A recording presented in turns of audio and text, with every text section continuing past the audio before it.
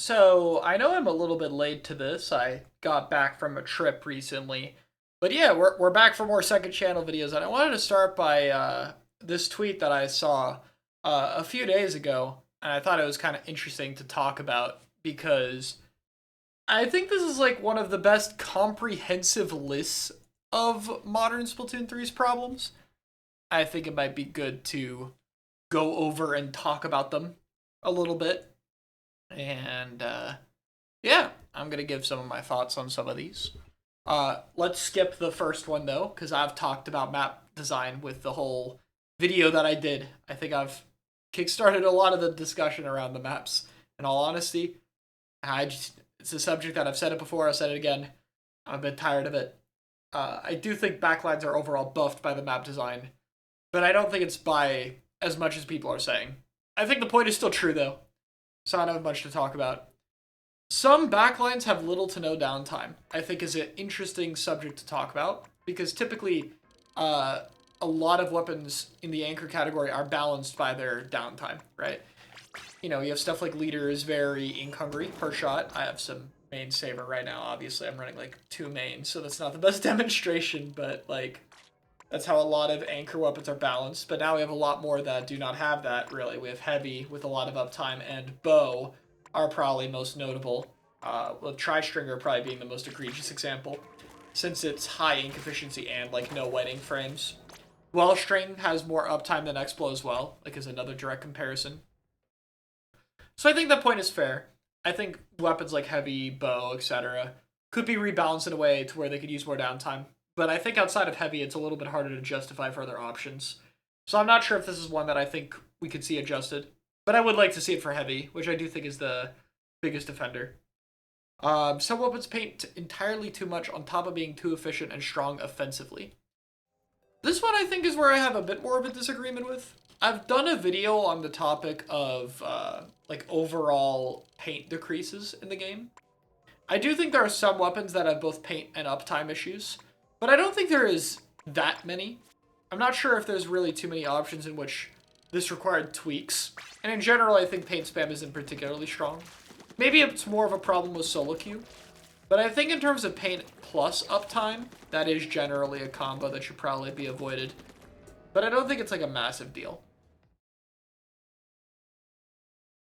Too many specials are just instant kills. I would say like instant kills or large radius. I think that some specials that kill like can kill instantly aren't super consistent. Like Zipcaster obviously has that one shot, but how often is a Zipcaster gonna one shot you?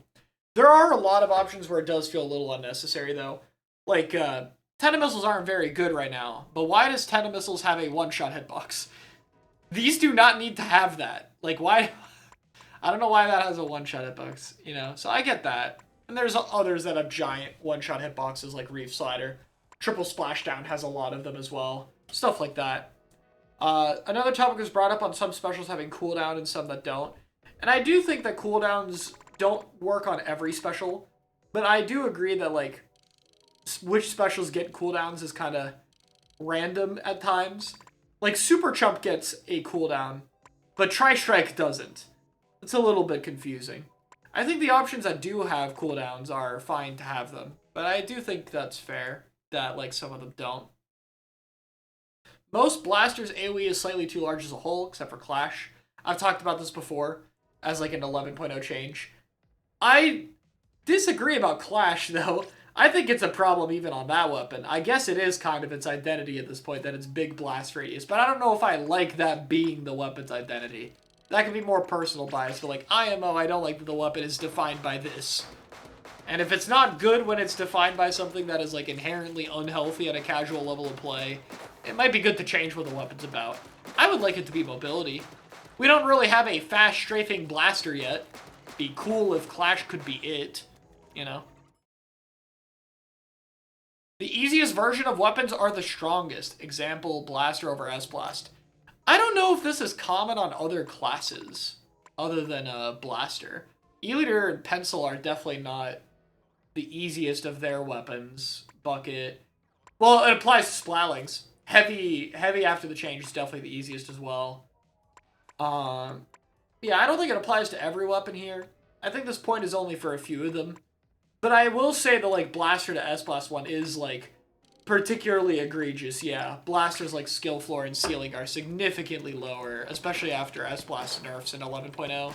So I do agree that, like, yeah, generally I think the introductory weapon shouldn't be particularly strong. Like, if I were to go to shooters, I don't think, like, Splattershot or Splattershot Pro should ever be, like, the best shooter in the game, you know? Some specials ruin modes like Tower Control and Rainmaker. I'm not sure exactly what specials these could be referring to. My guess would be like Kraken and Rainmaker, Tri-Strike and Tower Control. I feel like this is a thing that's always been present. Like every Splatoon game has had a special that ruins it in a certain mode. So like I agree that it's a problem. But I feel like it's a little bit harder to tweak that. I think Tower Control you'd have to fundamentally change how overtime works, which I would not be upset with doing. I think Tower in general could use a rework. Rainmaker is probably cooked with some of the special designs in this game, though. Panic special should not exist in any form. I feel like there aren't, like, many egregious factors for this. Reef Slider's probably a little bit too fast. I think triple splashdown is fine because you do have the whole you can shoot it down idea that balances it out a little bit. But there are others that are probably too fast. Like Booyah Bomb and Crab Tank are quite fast to get into the special. I think that that kind of thing probably could be adjusted. So it's a fair point that there could be too many. Cooler makes kills feel unimpactful. I don't entirely disagree, but I think the positives outweigh this one. So I guess that's all I can really say to that. And then the last one is balance patches are too infrequent or take too long to address the elephant in the room. Which I think is like the biggest issue of modern S3. Like the past 2 years have been more and more dependent on patches because there have obviously been less content updates. So having weaker balance patches really does hurt more in this case. Like, one, it prevents there from being interesting things being put in the game, which is obviously important. But two, on top of that, you know, on top of that idea, it also just means that if there's problems with the game, it's going to last for a while. Like, oh, VAC96 didn't even get plus 10 in this version. It's going to be meta for another 3 months because they won't balance the game again until then. It's like, that stuff is a little tricky. V-Blaster is going to be a problem for another 3 months, etc. But yeah, I think the list is pretty comprehensive. Like, I think I can disagree with, like, a few things a bit, but overall, I think this is a very, accurate list. And I think it's interesting to, talk about. So, yeah, I found this tweet interesting. I think that it hit a lot of problems, you know, on the head. It was pretty accurate. I hope that some of these things will change. But it's a good list to kind of just go over, like, what I think a lot of people's main grievances are with the game. Like, for someone who's not paying super close attention to the Splatoon scene, I think this post is, like, a very good summary of all the general things that are complained about, at least on a more competitive side of things. That's all the thoughts I have for this, though. Thank you all so much for watching. I will see you all later.